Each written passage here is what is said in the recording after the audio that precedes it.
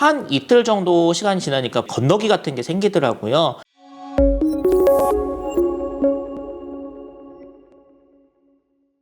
안녕하세요. 세탁 전문가 세탁설입니다. 지난 영상에서 섬유유연제 대신 구연산을 사용했을 때 장점을 알려드렸어요. 오늘 이 시간에는 그럼 구체적으로 세탁을 할 때 구연산을 어떻게 사용하면 되는지, 또 어떤 점을 주의를 해야 되는지 알아보겠습니다. 본격적으로 이 내용 알아보기 전에 좋아요, 구독, 알림 설정 부탁드릴게요.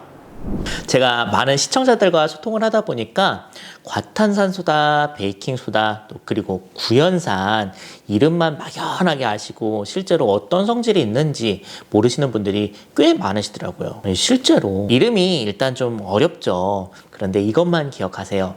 구연산은 산성, 그리고 과탄산, 베이킹소다는 염기성. 그래서 서로 반대다. 가끔 이 과탄산 이름에 산이 들어가 있으니까 이게 산성이구나 하고 창의적으로 생각을 좀 하시는 분들도 가끔 있으시더라고요. 그런데 과탄산은 염기성이다, 알칼리성이다. 그래서 과탄산 베이킹소다랑 구연산이랑 섞어 쓰면 안 된다. 요거만 기억하세요. 방금 빨래를 하고 난 상태의 옷감입니다.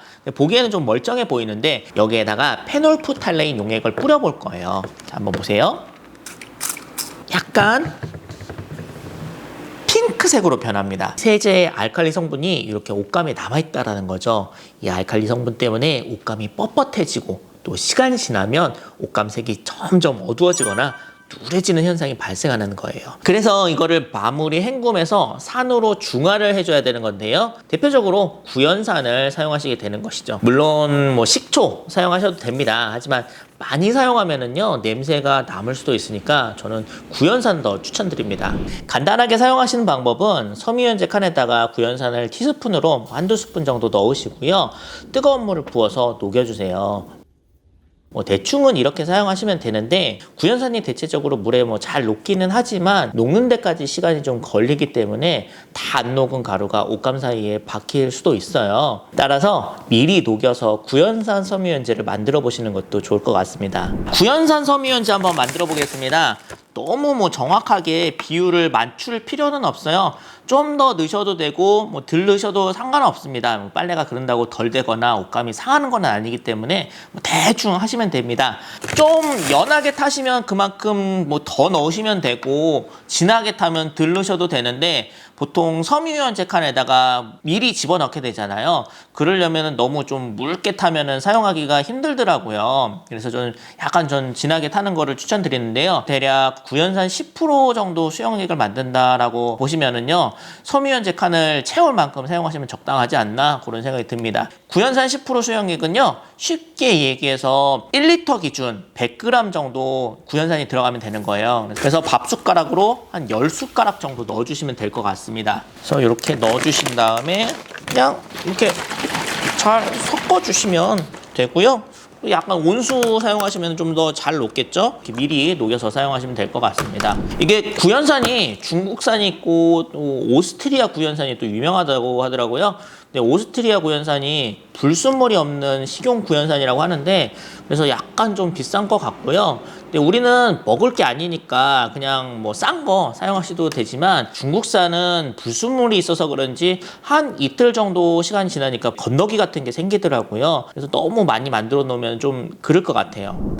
자, 이렇게 만들어주신 구연산 섬유유연제, 찬물로 녹였는데도 알갱이도 남아있는 게 없이 잘 녹고요.